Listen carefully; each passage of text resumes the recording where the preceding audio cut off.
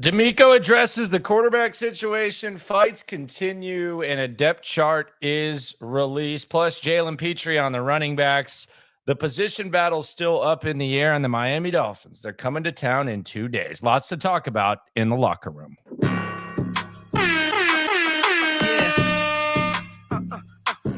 Yeah, it's the locker room on YouTube. You know what it is. Let's get it. Hey, locker room. Yeah, we in the locker room. Texas talk. Yeah, you know what we about to do. Localize every angle's what we really do. We the source. We the pulse of the city too. Landlocked. Got the game in the headlock. Localize every time. Can't stop. Won't stop. Yeah, we top 2 and we not too. Plugged in daily digital on YouTube. We got taste for days, opinions to give. Welcome to the locker room, number one source for Texans daily digital content. I'm Landry Locker. You can hear me Monday through Friday, 10 to 2 Central on Sports Radio 610 and the Odyssey app. And you can go ahead and subscribe, like. I'd very much appreciate you liking when you leave this video, or even go back and like it. Who cares? It helps me out, and I appreciate you. This is the number one place to get the pulse of what's going on with the Texans. We talked to Players Weekly today. We had Juice Scruggs on. You can listen to that on the Odyssey app. We'll have players straight off the practice field after the Miami Dolphins. We're always going to keep it real with you guys. I won't say keep it 100 because I hate when people say that. It's almost like low-key. When the hell did this low-key start? When did people start saying low-key so much? And they misuse it. It's becoming my least favorite thing that people say on the internet. Absolutely freaking hate it. Low-key D's nuts. But yeah, I digress. Subscribe, like, right along. It is the locker room, number one source for Texans daily digital content. I appreciate all you for coming through. Get your comments in. We will react to those. If they're in the flow, they will be brought up in the flow. If they are not, then they will be brought up at the end, assuming that they are fun and that they are good comments. And by good, they don't have to be agreeable. They just we got to have some common sense. We're going to start with this fake quarterback controversy that does not exist. And they have told us as much when it comes to this, that it is a fake quarterback competition. But DeMeco Ryans was asked about the QB competition by Ron the Show Hughley. And this is what DeMeco had to say. Let's first hear him on feistiness. Let's first hear DeMeco address this chippiness in practice that we heard about. Yeah. It was a little scuffle today. It's, not important. It's football. It's training camp. It gets a little testy. We're probably at our wits' end of going against each other, and so it's really good and be refreshing. All right, to have Miami come in over the next 3 days. Those guys will be here, be able to practice against those guys. So really looking forward to the joint practices versus Miami. Had a good conversation with Mike and our plans of how practices will go. So excited about the opportunity, right, to get a chance to go against a different scheme, different people. It's coming at the right time for our group, and our guys will be ready to go and excited about it.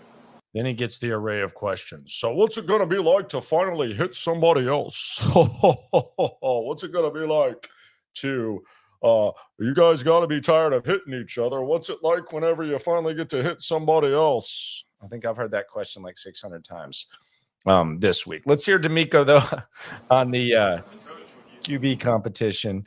Here is DeMeco talking about his plan. I think Ron Hughley asked him the question. Are we still currently in an open quarterback competition? As of right now, Sunday, we haven't discussed the reps. As of yet, we're still just getting through practice. We'll discuss the rep count and how we'll go about that game after we go through the 2 practices with Miami. So we'll have an answer after that. All right, there you go. That's DeMeco Ryans on the QB competition. We then had a depth chart released. CJ Stroud is QB1. So I don't know what more people need. Unless this is the weirdest coaching staff ever, they've told you who the quarterback is. You might not agree with it. You might think Davis Mills should start. And I'm one that respects everyone's opinions, whether you're at practice or not. But if you think that this is a quarterback competition, then you're basically admitting that Davis Mills is in primetime. I hate you for saying low key. Love you, but hate you. But you're basically admitting that this is a weird ass coaching staff. So do you think this is a weird ass coaching staff? Logan asks, when do you expect them to make it official? Do they have to make it official if they're showing you everything? If CJ Stroud's been getting the first team reps for the last couple of weeks and he's the first team quarterback heading into preseason game 2, then they've kind of showed you that he's the quarterback, right? I mean, what more do we need to see? That's all I'm asking. Like, do you think this coaching staff is weird? If the answer is no, then they're showing you everything that they're showing you. They're going to ride and die with CJ. You hear Bobby Slowick talk about him. Bobby Slowick gloats about him. You see that they thought enough to package up and take DeMeco and CJ and Will Anderson. So it's right there. Right on cue. Thurman Pack says it's not over. Mills has a chance. Based on what? What are you basing that on, sir? You say it's not over yet. Mills has a chance. You said it another time. Mills is making a strong case. You said, Mills is making it a competition. I don't think it's over yet. What's that based on, sir? You think the coaching staff's weird? And now you're saying based on facts. What facts? What facts is it based on? He's not getting any first team reps. They're talking about CJ like he's the starter. What facts, dude?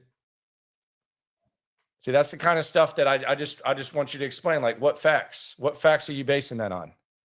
They're going to have a quarterback competition. Davis Mills will be getting some first team reps. There's no hate. It's not hating on Mills. Stop hating on Mills. You know what? Nose in the corner. You're in timeout, sir. You're in timeout. They just put out the depth chart. That's the first timeout of the day.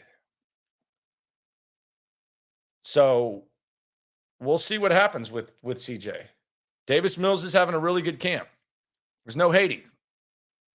But when I hear Antonio Cromartie say he thinks Case Keenum's going to start, Case Keenum's not even getting second team reps a lot of the time. Right now, he's kind of, I don't know what's happening with him. He's got kind of like he's got like a sleeve on his leg or something. But there's not anything that shows you that this is a competition. And they put out the depth chart. We'll get into that in a second. So, yeah, there's nothing that shows that. Is Davis Mills looking good? Yeah. Did he only get blitzed 8% of the time against the Patriots or pressured? Yes. CJ got pressured 71. Do I think CJ Stroud is like the end-all, be-all? Do I think he's a can't-miss franchise quarterback? I don't. But if you think this is a quarterback competition, then you think this coaching staff's weird. Training camp ends in 2 weeks. 2 weeks.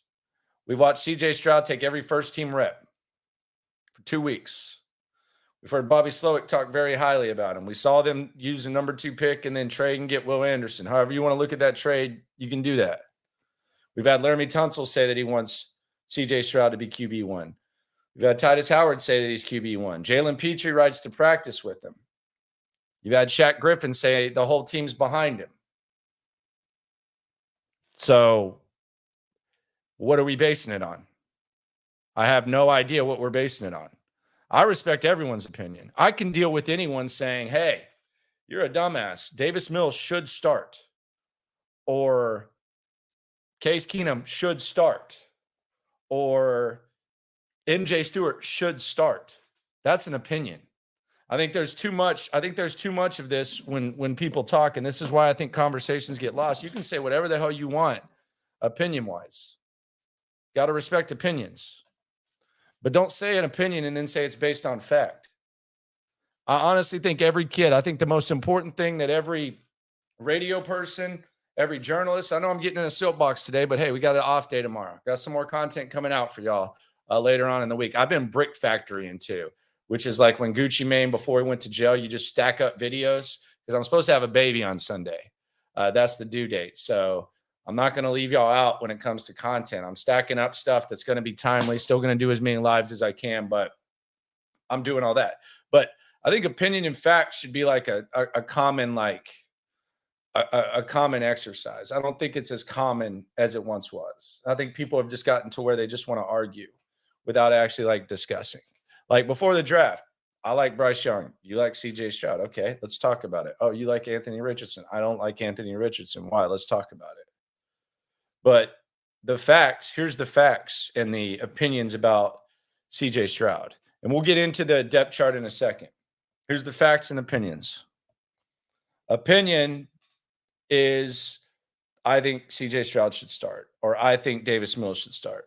Fact is CJ Stroud, they used a number 2 overall pick on him. They did so knowing Davis Mills was on the roster. That's a fact. He's gotten all of the first team reps. That's a fact. He started preseason game 1. That's a fact. He struggled in preseason game 1.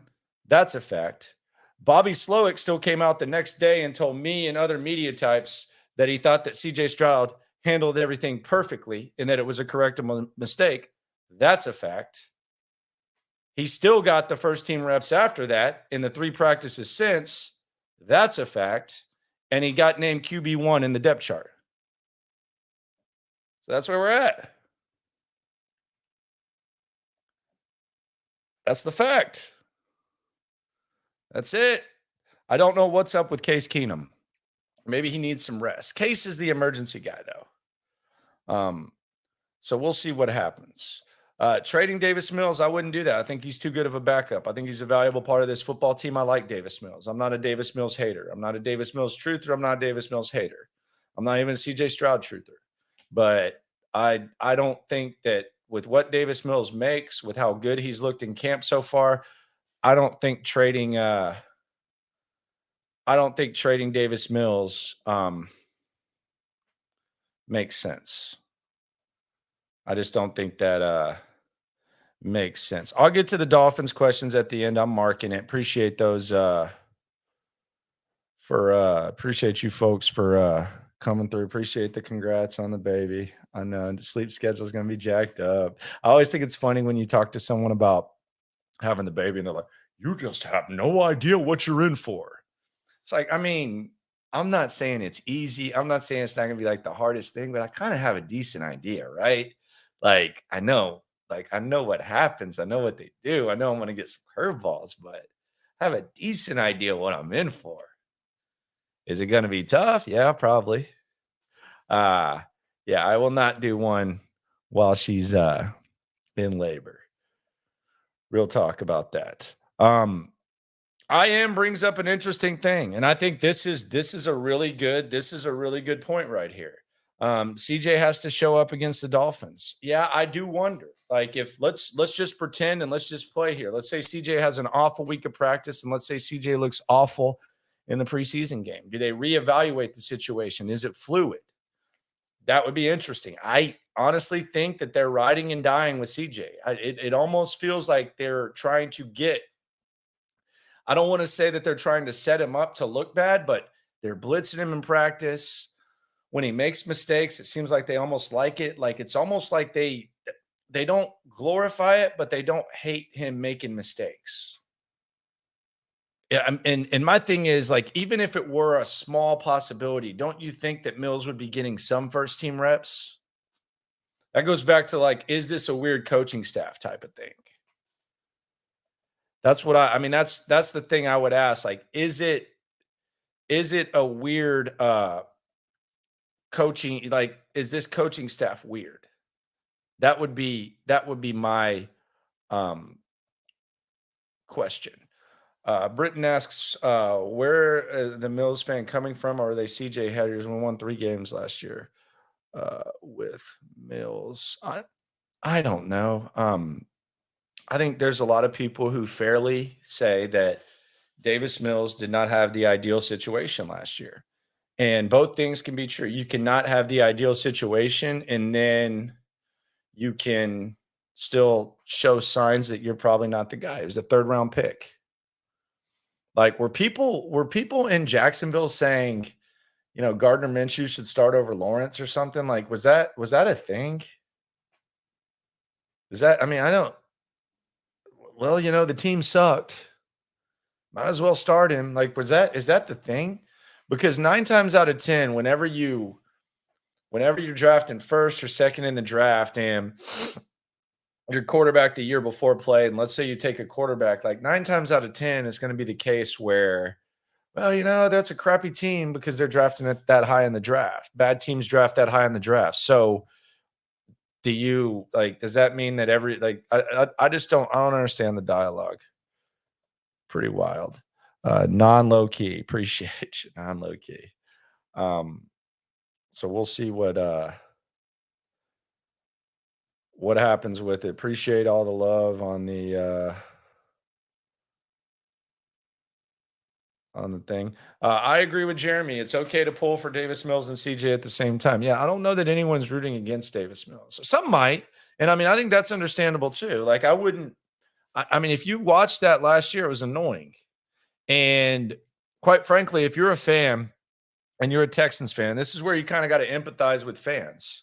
I'll never talk down to fans. Like, we'll individually have disagreements, but I'll never talk down. I'll never generalize fans on this channel. But if you're a Texans fan, and let's say you've been a Texans fan for 5 years, 10 years, since the very beginning, however long you've been a Texans fan, quarterback position has been very polarizing. So if you go from, quarterback hell for however many years, and then you think you have your franchise quarterback in Deshaun Watson, then all of a sudden that ish hits the fan for a number of reasons. And you're all of a sudden like having to, convince yourself that Davis Mills is maybe a little bit more than he is, or that's what you look at. You probably naturally develop some sort of distaste for the guy. I mean, he's the guy who's touching the ball over half the time during 2 hellacious years. You probably naturally develop a little bit of a distaste for him. And that's understandable. Like, if that happens, I think that's understandable. Now, maybe it gets a little bit to where you're kind of rooting against your own guy, and it's a guy that, maybe there's this time where Davis Mills needs to win you a game or something like that. Like, we've seen that throughout the history of the Texans. Backup quarterbacks having to step up and win games. We see it all the time in the NFL. Saw it with TJ Yates. Saw it with Brandon Weeden. So maybe you kind of get to a point where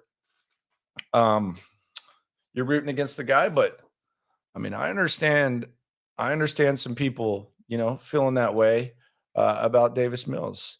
I think it happens. JC says, how many drives do you believe CJ will get? I believe CJ will get, I think they're really going to base it on how he looks in the joint practices. If I had to estimate, I would say somewhere between, how many drives are in a first half? I usually chart it. I think it's like between 5. It's usually between like 2 and 5, right? Because I think the Patriots had 6 drives in preseason game 1, but it was just like one play. They basically took a knee and took it to the house, if I'm not mistaken. So I would say anywhere from 2 to 5. I mean, they're treating him like a starting quarterback. That's the other thing is, I don't know if the Colts 100% know they're going to start AR-15 because, he was playing a little bit more. And Minshew does actually know that system. Like, Minshew has played for Shane Steichen. So ideally, they're probably going to start Richardson. I know Jim Irsay's crazy ass has come out and said, he's got to play. And that might tell you all you need to know. But, I mean, they kind of treated CJ like freaking starter. He only had 4 attempts. And, they took him out when he wanted to go back out there. So, yeah, I would bet 2 to 5 if I were there. Cole says it's a quarterback competition. What are you talking about? Again, I'm just asking based on what? I'll give you a chance to explain it, sir. Ma'am, whatever Cole is. I've never heard that name. M logo, whatever. How is it a competition? Tell me. What's that? What's it based on? It's a quarterback competition. Just let me know how it is. stay tuned for Cole's explanation of what it is. It's cool that you know that. So let me know, sir, ma'am, whatever, letter, whatever you want to go by. It's not weird to play the QB who is better. No, it's weird to give someone all the first team reps for 2 weeks and then all of a sudden go with someone else. That's weird. Like, again, if you think Davis Mills is better than CJ Stroud, I'm not going to argue with you. I'm not going to argue with you. I might kind of disagree, but I'm not going to argue with you about that. It's weird to not give the guy first team reps leading up to the season, and then all of a sudden say, okay, we're going to start the other guy. That's weird. If you don't think that's weird, give me another example of that. I'll answer all the 53 questions a little later once we get into the depth chart. A lot of people talking about the last 2 years. They sucked.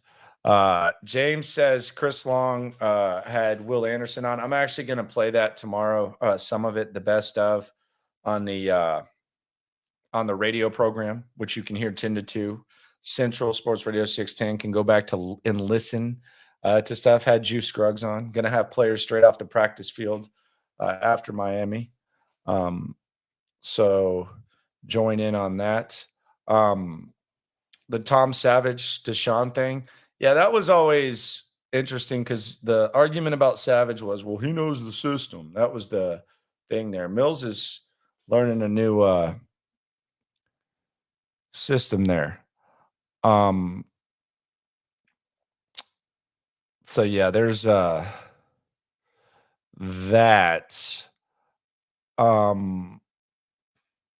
Yeah, I would say 5 series.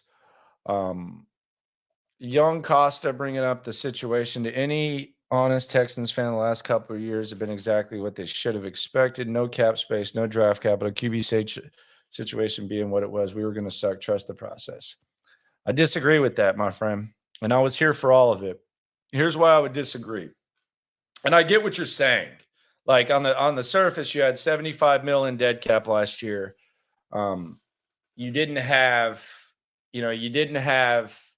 first round pick, or even a second round pick a couple of years ago.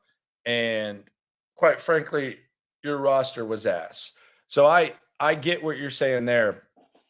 My only thing would be this, like, you could say trust the process with Caserio because Caserio inherited the situation, but it's hard to trust the process, at least like the last 2 years, when, first of all, it was self-inflicted. Like Deshaun Watson wanted out because the off-the-field stuff mattered, but there was stuff that was going on in the organization that was trash. And it's also hard to trust the process when the guy that I think had the biggest hand in screwing it up and making it such a joke, the POS Jack Easterby, was still kind of lurking around. As soon as they got rid of him officially and they kind of weeded him out, that was when you could actually trust it and truly separate from it. But you are right. Like last year when you have $75 million dead cap, and you have the roster that they had, yeah, it wasn't like expecting them to be, really good. Would have been tough. J. Rob asking about training camp tickets. I can't get anyone tickets right now. I've given away all the tickets that I can give. So we'll figure that out a little bit later. I gave away a lot of tickets last year. I think we gave away 500 to people going to their first game. Might be a little bit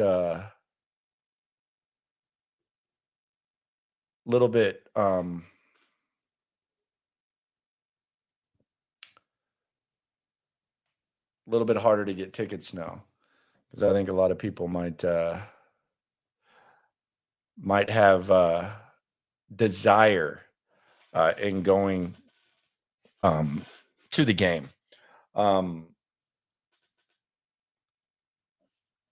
how did Deshaun look in preseason? He threw 56 passes in his first preseason. So he was okay. It was up and down, but he threw 56 passes in 3 games. He was clearly better. Like if you watch the camp, he was clearly better, but Savage was actually pretty good in practice.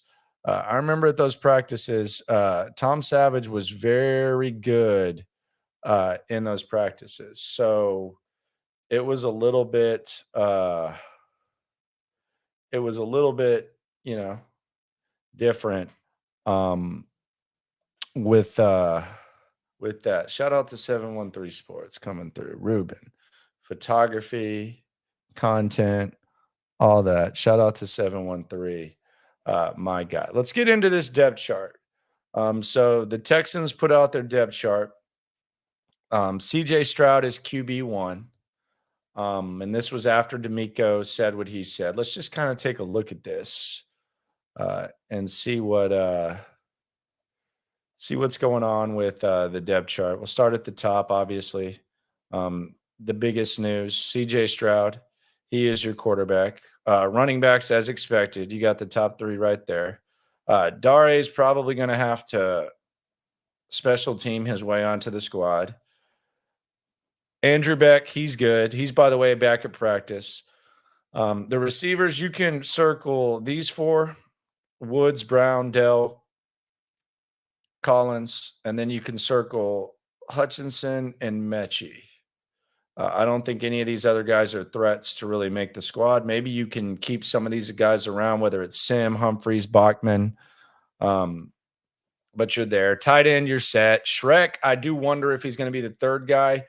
I don't know how much it matters as much if Andrew Beck's going to be your 2nd or 3rd best tight end, but there we go. O-line, about what you'd expect. Defense, Will Anderson, Jacob Martin, I think they're safe. Might keep 5 D tackles. Lopez and Heinisch might play their way onto the squad. Thomas Booker, I don't see any chance that he makes it.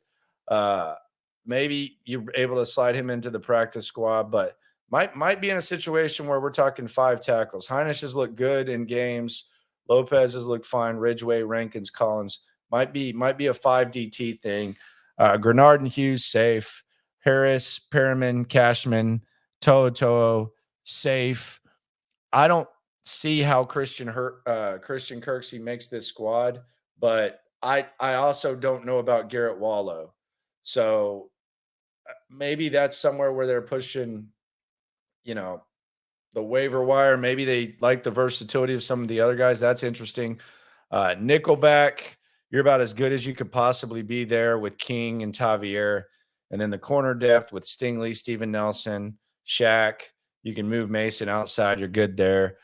Safeties, I think you're set there. MJ Stewart, he's been good. Eric Murray, actually pretty good in against the run. So I think he's straight. And then Jimmy and Pitre, those are good safeties. And then your specialists are safe. And they finally got rid of that damn kicker that they had lingering around, messing around with Fairbairn. Maybe he was just giving him a rest. Maybe he wasn't messing around. He's just letting him kind of rest. Let's go back to the running backs. Let's hear Jalen Pitre talk about these backs. Jalen Pitre getting a lot of love this offseason. I saw some sort of clip. I didn't click on it. Like, I guess Good Morning Football said he wanted to add Jalen Pitre on LinkedIn or something. I'm gonna check that out when I start preparing for doing some more preparation for the show tomorrow. But here's Pitre talking about the Texans running back situation.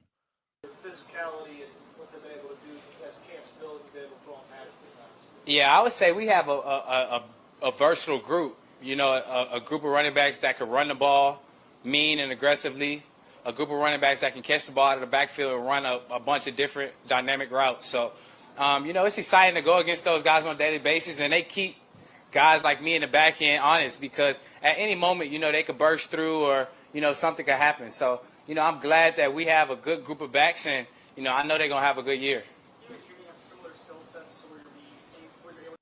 All right, there you go. That's Jalen Pitre on the running backs. I actually think the running back situation has been pleasant. There's been a lot of improvement on the skill positions just from a wide receiver set, I don't know that you have like a true number one. I know Tank's kind of polarizing. I think he's Tyler Lockett, which is damn good. But you look at running back, Devin Singletary probably would have been the best back on this team for the last few years. You look at Pierce, combine those two. You've improved there. Wide receiver, I think you have top to bottom, you have decent guys. I don't know that you have elite guys. The secondary has improved. The O-line has improved. So you've actually improved the quality of the roster. And that's one of the things that I was talking about today on the show. I hear people talking about, the fire of this football team. And you hear DeMeco Ryans saying, yeah, we love that. We love to see guys go out there and they want to fight and they have fire and they have passion and all that type of stuff. And that's cool. Like, I get it. Like, I get that that's a cool thing. And I've heard Texans fans and I've heard even some people in the media, like when the Texans were getting their ass kicked the last 2 years, say, man, I just want to see some fight in this ball club. And I want to see this team go out there and show some heart and fight. Someone go out there, pick up a 15-yard flag. And it's like, that's cool. But I mean, did you want Vernon Hargreaves or I don't know, Christian Kirksey or some of these other guys that they had, like, going out there and like starting fights? Like, is that really what you wanted? Did you want Vernon Hargreaves to go like to the sidelines and show some sort of life? He would have looked stupid. So while I do like that there's more fight, and I do think there's a certain level of impact that goes into coaching, and I do think DeMeco's a better coach than the last few guys that you've had, you got to be a badass to have that type of fight. You got to have some sort of confidence and some sort of ability to be able to write the checks that you can actually cash. And when you have guys like Jimmy Ward, you have Jalen Pitre, you have Derek Stingley, you have Christian Harris, you have Malik Collins, you have Will Anderson. It's easier to do that because they can actually back it up. And that's something that I just think is kind of like, and Henry To'oTo'o, him too. He got into it today. I think there's like sometimes like an over romanticized element to it, but I think you can connect it all together to where, like, I remember when Seth Payne used to get so pissed off, and it really like tickled me. I absolutely loved it and by the way, be sure and like the video when you leave, or if you haven't already, please do that. I appreciate you for coming through. That would be a huge favor to me. If you could do that. Subscribe too if you aren't. Number one pulse for what's going on here. But I remember when Xavier Su'a-Filo used to like get praise, or Brino Giacomini used to get praise from Bill O'Brien because they were tough. And these guys are tough, smart, dependable, and these guys are tough because they would try to fight after plays. Like, they would try to fight after plays. You get your ass kicked, for the whatever, 7 seconds of the play. And then afterwards, you want to push someone in the back or like try to fight and stuff like that. And it was like, you guys suck. Like, what are we doing here? And it seems like there's actually like some substance to that. So as cool as it is and as good as it is to see, and I know you can use it as kind of a knock on last year's team and say, nobody would have done that. Well, no one was capable of backing it up. So I think it's all kind of connected. And that's kind of a compliment to, maybe it's not even a compliment. Maybe it's just the roster was so bad that there's only one way to go but up. And maybe it's a compliment to, what this defense can be. Jimmy Ward is all over the place. I don't know. There had to have been a point in Jimmy Ward's career where his teammates just hated him. Now, I know he gets along with them, but the way that dude practices, man, I even find myself saying, damn, is he going too hard? I mean, he is talking, he is hitting dudes. He hit Tank the other day. He is not stopping. Like if someone's running down, he's punching it out of their hand like after. Like Jimmy Ward, man. I know people look at him and say, man, that's a nickelback. Some people, that dude is a physical guy. And he does not stop talking. At all. Who did Toto get into it with? For some reason, no one could really tell. It was just kind of like a big pile, and it was on the other side of the field. I don't know if they didn't want to snitch, but Pitre wouldn't say who jumped in the pile. I saw Aaron Wilson. He did good stuff by him. He asked the question a couple times. They wouldn't say. But Toto just laid someone down, and then that happened. Someone's bringing up Rafer Alston slapped Paul Pierce after he hit a jumper on him. Skip to Malou was just kind of about that life, though. He was very much about that life. Don't forget to like that. Don't forget to hit that like button. Daryl, my man right there. Thank you very much. But yeah, Jimmy Ward is a hardo. He did fight Hopkins. I remember that. He was very, very into that. Think we're going to see Tunsil and Pierce play next game? I don't want to see Dameon Pierce play. I wouldn't mind seeing Tunsil get a little work in, but I just don't want to see Dameon Pierce play in preseason. I think he's too crazy. But I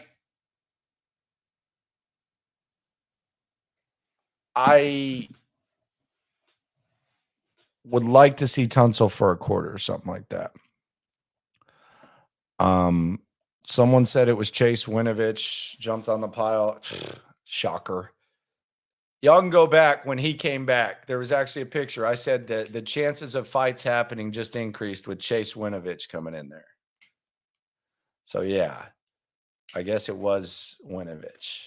I don't know. I don't think he's going to be on the squad. But, yeah, Chase Winovich, there's a good chance that if there was a fight, that Hulk Hogan-looking mofo was in there. No idea what starters play last game. Probably not a lot. I think we see a lot of these guys. It should be really, really interesting. More questions. Reset, subscribe, like. Appreciate everyone for coming through. Also, coming up after the next run of comments, something strange has happened with Will Anderson. Something really strange. Might be the most encouraging thing you've heard in a while. Might not mean anything, but it's definitely happened. Talk about that in a second. H-Town Highlights says it's funny when DeMeco got asked about Stroud will be starting against the Dolphins. He said, we're not to that point yet. And then the team released the depth chart and Stroud is QB1. Yeah, he kind of said that he just didn't know where they were going to divide the reps. I kind of looked at that as, he was talking about CJ because CJ was still getting the first team reps. Someone says AR should sit behind for a year. CJ is ready. No need to wait a year. I don't know. Let's see. I don't want to talk about Anthony Richardson right now. What position group matchups are you most looking forward to with the Dolphins? Got to be corners and receivers, right? Tyreek Hill and Jalen Waddle versus Stingley and Nelson and King and Shaq and Tavier. It's got to be corners for sure. I don't even know that's close. I also want to see what A-Chain looks like. He's getting a lot of love. For A-Chain, Texas A&M's finest. Do you think all starters will play at least a half this game? I think it's going to be close. I do wonder how much they're going to put the joint practices, how much stock they're going to put in that. Woods probably plays with Stroud too. Yes, I like Robert Woods. I think Robert Woods is a good asset. I saw some people kind of criticizing him today online. I think it was John Hickman. Shout out to Hickman. I think Robert Woods has looked fine. I think Robert Woods is going to be your safe dump off guy. I don't think he halts the progress of any of these guys at all. I think he's reliable. He's coming off a 58 catch season. He's coming off 17 games played. Is he what he once was? No, but I think Robert Woods is fine with where he is. Any fringe offensive players you think could sneak their way onto the 53? God. Sneak like we don't see coming? Not really. I think they're set at receiver. I think they like what they have with the top 6. Tight end, I think Shrek's tight end 3. I think Brevin Jordan, he just hasn't been out there. And I don't know that it would have mattered had he been out there. Maybe some backup O linemen that we're not really talking about, but other than that, they seem kind of set at those positions. Now, could they sign some guys that maybe make it? Maybe. Jay Dixon says Stingley's going to have a all-pro season this year. Okay. Dwayne asked, was that me on the Manziel doc? No idea what you're talking about. Yeah, it was. I'm just kidding. Best 4 seconds of the doc. We had a bunch of nice guys on the team, different team this year. I think there's some nice guys too. I just think they got a little bit more dog. Brown Chubby Bear. What up, BCB? When are you going to fight that Panthers guy, man? I want to see y'all debate. I don't want to see you embarrassing folks either. I'm worried about you representing. Do you really think Woods sees significant snaps towards the end of the season? I don't know if he does at the end. I think he will at the beginning. I think if they're good, he will. He's not halting any progress. Like, the thing is, I think Robert Woods is like closest thing to like your true slot guy. If Tank were just a slot guy and if Mechie were just a slot guy, then maybe you could say, okay, Woods is halting them, but I don't think he is. And I think he does a really good job. They do a really good job of using him. When the quarterbacks go on the side, he's the one catching the pill. Maybe his body doesn't hold up. You know, maybe at the end of the season, he's a little bit roughed up. But like any notion like that Robert Woods is, I thought he was a good signing. I was encouraging it from the beginning. And I think that Robert Woods is still going to be an important part of this season. And I think if we're talking about leading the team in receptions, I think he's top 4 on the betting board. That's me. Now, we'll see what they think of him, but I haven't heard anyone say anything bad about him. I actually think he makes the other guys' jobs easier by providing that. So we'll see how that goes. I just think he's a little bit more valuable than people are giving him credit for. That's just that's where I'm at. Chase Winovich looked pretty good.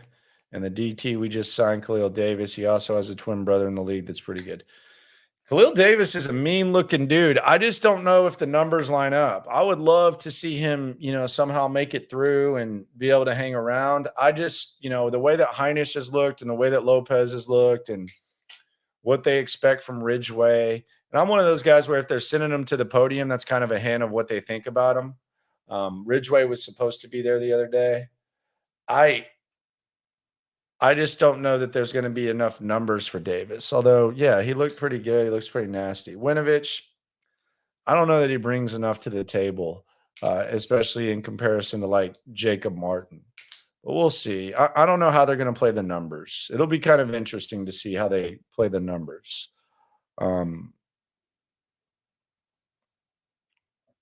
It'll be really interesting to see how they how do you think they'll be against the run this year? They'll be a lot better than they were last year.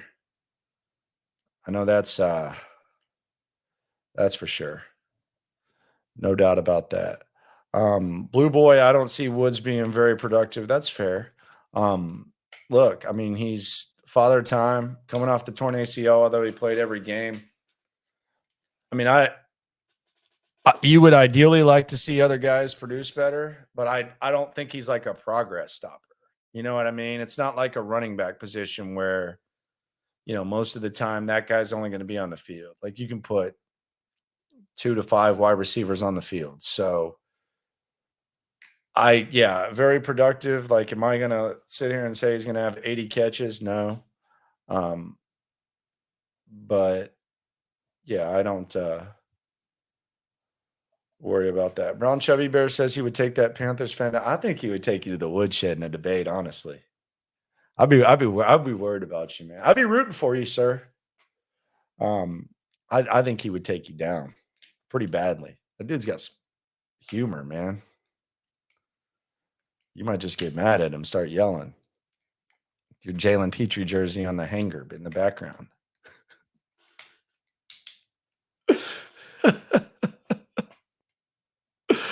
I'm just messing with you.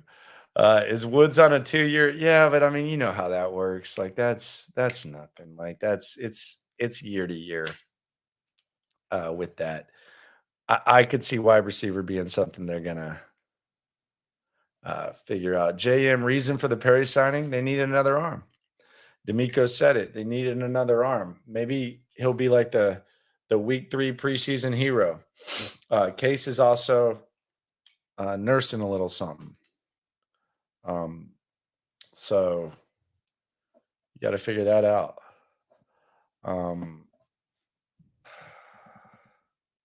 Someone's asking about the tallest tight end this year, like that's actually going to play.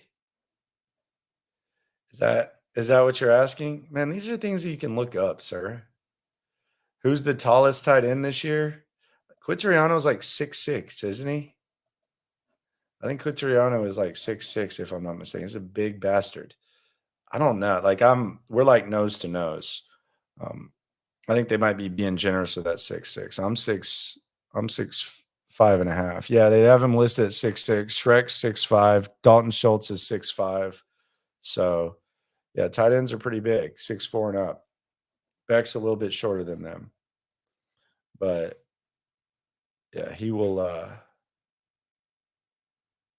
be out there. People believe in BCB. Will Anderson. So I want to get into this. Something strange is going on with Will Anderson. And that might be headline porn. Guilty as charged. But it's happening. And my thing with Will Anderson is this. I think he's phenomenal. I think he's going to be a top 10 player in the AFC South. I think that he's going to lead the division in sacks. Little statistic. Could I just show on a stat? Yannick Ngakoue led the AFC South in sacks last year. He had 9.5 sacks. Second place, Jerry Hughes. He had 9 sacks. Will Anderson has been phenomenal in camp. He's been phenomenal all camp. But do y'all not notice that somewhere along the line, people stopped talking about Will Anderson really that much? Like you read the practice updates. I know most of y'all are consuming content. I had Will Anderson on. Go back and check that out. The video is available. Phenomenal young man. Easy to root for. Easy to pull for. But somewhere along the lines, like we just stopped talking about Will Anderson. And quite frankly, I'll confess, I stopped watching him in practice. And you might say, well, why would you stop watching Will Anderson? Maybe it's because CJ Stroud is out there. Maybe it's because I'm trying to figure out about these wide receivers. But for whatever reason, people don't seem concerned about Will Anderson. When J.J. Watt first started with the Texans, you couldn't take your eyes off him in practice. But after he established himself, you kind of stopped watching. You stopped looking at him. You started looking elsewhere. What's up with these other guys? How are these guys looking? Oh, look at that DJ Reader guy, man. He looks like he could be something. DeAndre Hopkins, same thing. Now, a lot of time he wasn't freaking practicing, so it was easy not to watch him. But you kind of stopped looking at him.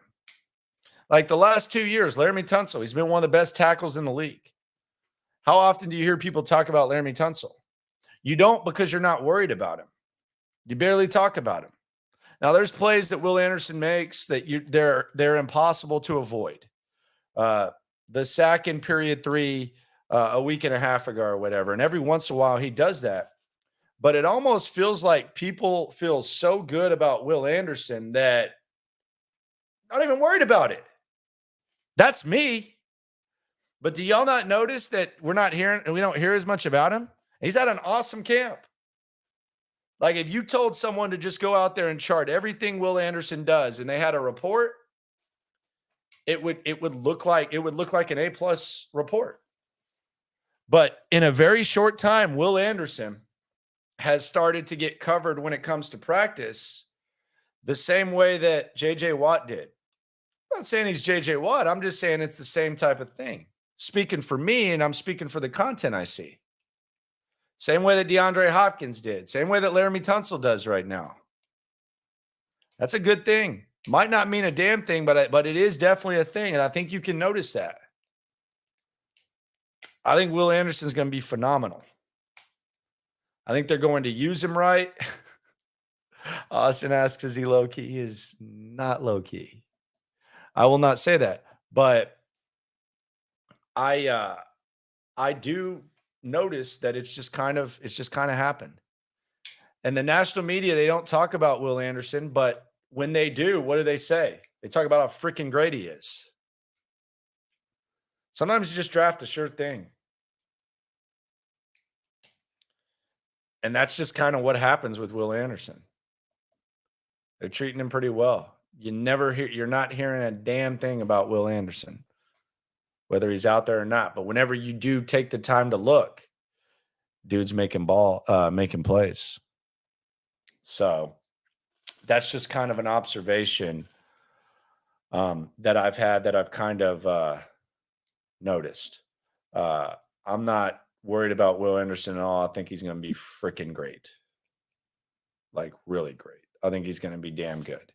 So it's weird, but it's a really good thing that we've gotten to that point with Will Anderson. Very, very good that we've gotten to that point. Jeter asking about the Tank Dell question. How did the Tank Dell touchdown count as a TD? I don't know. Like, maybe because they originally called it a touchdown, so they just didn't overturn it. You make a case that he had it on the side before his leg hit, but you can also look at the angle and say maybe the leg hit before. He was actually asked about that, and he said he should have caught it the first time. He said the concentration was good, but what he took away from it was he should have caught it the first time. But yeah, it could just be something that they originally called it. I do wonder if they put as much stock in like replay overturns in preseason as they do the regular season. So maybe that has something to do with that. But yeah, I think New England fans, whether it's on social media or whatever, they probably would have been bitching a little bit more about that had it been a regular season game. And maybe they don't think about that as much. Someone asks, do you think Will Anderson sticks with 51? I don't know. I asked him at his first availability what the thought process was between 51. He basically just said that they threw him the jersey. Same thing with 31 at Alabama. I think he actually wore, if I'm not mistaken, 28 at some point at Bama, maybe in preseason. I don't know if he changes his jersey or not. No idea. Do I know why they waived Validate? He stunk, man. I know. I don't want to be too harsh. He wasn't good. I had high expectations for him, just like you did. But if you watched, it was very unimpressive. And I know you can say, well, he didn't have a lot. Those guys, like the backup running backs, the reserve running backs, they have a lot of opportunities. And he never stuck out. And I think it's kind of telling he cleared waivers too. So no one claimed him. So hopefully he gets a better opportunity. Sometimes when they release you early, they're actually doing you a favor. because maybe Valladay can get into a camp by the end of this week, and then preseason game 3 could be an opportunity for him when teams kind of have an idea of what their roster is to go out there and show something. Maybe the Texans just realized, it's not working here. Maybe it's seen or whatever. So yeah, Valladay, he didn't really do anything impressive. Nothing really stuck out. A lot of times you release him at this time to give him better opportunity for the thing. But yeah, I thought that maybe he was gonna do something a little bit more than he did. Wasn't impressive at all. People asking about Will Anderson, the jersey number 28. I mean, Dokes has 28. Like, I don't know that Dokes is like, if Will Anderson wants 28, he's going to go get 28. The thing to keep an eye on, and we talked to Dalton Schultz about this, when it comes to, Desmond King is rocking the hell out of number 0. 51 is kind of growing a little bit on Will Anderson. I didn't like it at first, but it is kind of growing. Dalton Schultz offered Brevin Jordan money for number 9. Like, he told us after practice that he loves that number. He liked it in junior high. He wore it at Stanford. He wanted number 9. He offered Brevin Jordan money for it. And Brevin Jordan would not give him that. My thing is this. A, Brevin Jordan might not make the team. B, don't you want a change of scenery? Like, couldn't Brevin Jordan afford to kind of change his number? Like, it's not like people are buying number 9s at the jersey shop. It's been kind of a roughish start to your career. Isn't a change of scenery sometimes a good thing? Like, you just look down and you have a different jersey number than you've had when you start. So Dalton Schultz, if Brevin Jordan gets cut, I would bet good money that Dalton Schultz is immediately going up to the equipment guy and going, "Hey, can I get number 9, please?" Now, it would be funny if Brevin Jordan got cut and they kept him on the practice squad or whatever the hell, and then he still got to keep number 9. But at that point, you just got to come off it, right? I mean, I don't know. I know there's been movies where people have died over jersey numbers. That movie, what was that movie with De Niro back in the day and Wesley Snipes? It's freaking good. I want to see if that travels well with time. I haven't watched it. It was one of those movies you watched as a kid. It was kind of scary. But it was a good sports movie. It was unrealistic, but it was a good sports movie. The hell was that called? The Fan. The Fan. That was that dude died for a number. You should go watch The Fan. It's a good movie. Yes, Matthew. Thank you very much. The Fan. Has Thomas Booker shown anything? I haven't seen anything from Thomas Booker since he's been here. I know he showed up to the DeMeco press conference and all that. I haven't seen anything from him. And damn sure, the times that he's been on the field, nothing compared to Lopez and Heinisch and all that at all. I'm used to Fairbairn. I'm kind of used to Fairbairn at 15 at this point. It took some getting used to because the 7 was there for so long. But I've kind of gotten used to it with the 15. Man, y'all are mean as hell. Y'all are talking about Brevin Jordan being Lonnie Johnson. Listen to y'all. At least Lonnie get on the field. The low key word. I knew I set this up. Someone says Brett got him all excited about Thomas Booker, but I'm well over him. Hey, Brett's one of the best, man. Sometimes the draft makes fools of us all. Shout out to Brett K. Beast on the streets. But yeah. Lonnie wearing number 1 was awful. If you're gonna wear a single digit, you gotta have some sort of presence. Desmond King rocks that 0. But yeah, Lonnie, come on, brother. That was awful. Lonnie with 1. That was so bad. Remember when Lonnie did that, the most underrated thing? He did that three episode Life of Lotto thing where he literally snitched on himself for showing up late to the workout. Let's try to end the night with laughs. Let me see if I can find this. I want to make sure he doesn't have enough subscribers to where it like ruins like I have to see ads of it. Life of what episode was it where he shows up late to work and basically tells on himself? He probably deleted that because that was so embarrassing. I bet a lot of y'all haven't. Oh, hell yes. All right, hold up. This is Life of Episode. Let me see if this is. Dude, y'all are in for a treat here. Oh, hell yes. Hold up.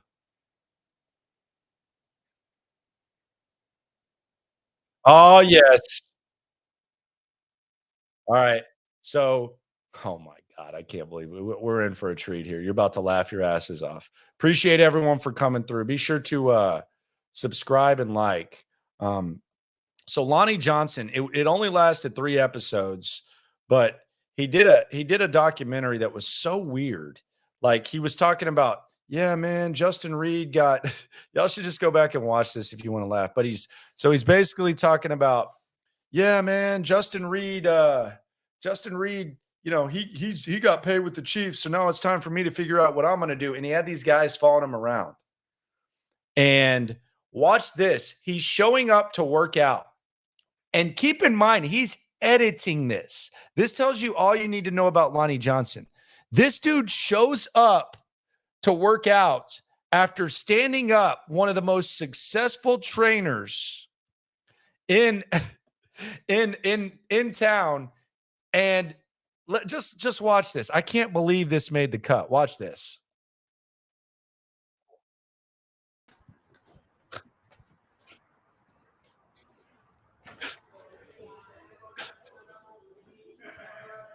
Here he goes. Watch this. One. They're like, what are you doing here? You said 10-15. You said 10-15. Check your phone. Check your phone. He's trying to call out one of the Check your phone. We're not about to do this today. Check your phone. Check your phone. You're lying. No, I didn't. Billy, come on, bro. We're not about to do this every day. Yeah, put this on there, bro. We not about deleted the text. Never. Where's Billy name? Everybody's like, where's Lonnie? I said, I have no idea. You not about to do that. What I say? He canceled on me, right? Did I say that? Come on. I said, look. 9 a.m. tomorrow. You said bet. Hold on, where we at? Where we at? That's just it. That's our last conversation. We work this is Tuesday. We working tomorrow. You said Thursday. I'm not in tomorrow. Right. And then what I send you after that? 9 a.m. tomorrow. You literally said bet. Show that on the camera. You literally said bet. Bet. I'm thinking it's Thursday. He said Thursday right here. You thought it was Thursday. Yeah, because I said 9 a.m. tomorrow. But it says Thursday right here though. But right here it says Tuesday. I'm not in tomorrow. So how you gonna say 9 a.m. tomorrow and then say I'm not in tomorrow? That's confusing. No. He understood it. He understood it. And he told me, You did not text all of them the same thing you text me. So you said, did you say I'm not in tomorrow? Good. Keep working. Watch this. Did you say I'm not in tomorrow? Watch this. Did you not say I'm not in tomorrow? I won't be in tomorrow, right? I said, you trying to live tomorrow, 9 a.m. The plan was to do it. You said you trying to live tomorrow. I changed it. You just said, if you just said you trying to live tomorrow, I would have been like, yeah, let's go. So what's 9 a.m. tomorrow mean? Just answer that for me. I don't know. We working, bro. We here. Now we got. Just call me, bro. Don't text me no more, bro. Just call me, bro. Dude, how does that make a documentary? He is recording himself. That's weird enough. That made the cut. Showing up late to a workout with a bunch of other athletes. That made the cut.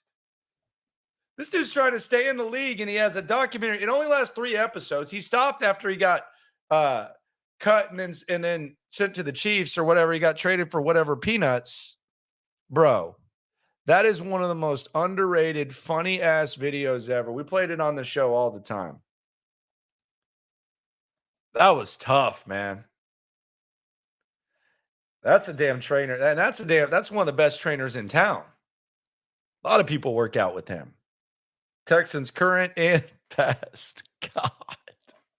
Shout out to Lonnie Johnson, man. We've come a long way. Now we got Jimmy Ward, Jalen Pitre, Derek Stingley. That's that substance that I was talking about earlier today. Man, that was wild. This dude did 3-episode documentary. Man, that was tough. Appreciate everyone for coming through. Again, please like the video, subscribe, all that type of stuff. We're rolling, baby. Like Lonnie Johnson said, we working, baby. We working. And the Dolphins are going to be in town. Texans ain't working tomorrow, but I am. Video coming out 8 a.m. Little depth chart breakdown. We'll go back over that. Also, look out for the Will Anderson video if you want the shorter version of that. And we'll keep the content coming. Appreciate everyone for coming through. Subscribe, like, right along. Got you covered. Appreciate everyone for coming through. It's the Pulse of Houston and the Texans. Fun times. Thank you very much for riding along with me. Going to be fun. And as always, we are all in this together. Have a good night. Every angle's what we really do. We the source, we the pulse of the city too. Landlocked, got the game in the headlock. Localized every time, can't stop, won't stop. Yeah, we top 2 and we not too. Plugged in daily digital on YouTube. We got taste for days, opinions to give, we got takeaways. If it's up, then it's up, we number 1. You don't need to try your luck. Locker room, yeah, we in the locker room. Texas talk, yeah, you know what we about to do. Localize, every angle's what we really do. We the source, we the pulse of the city too.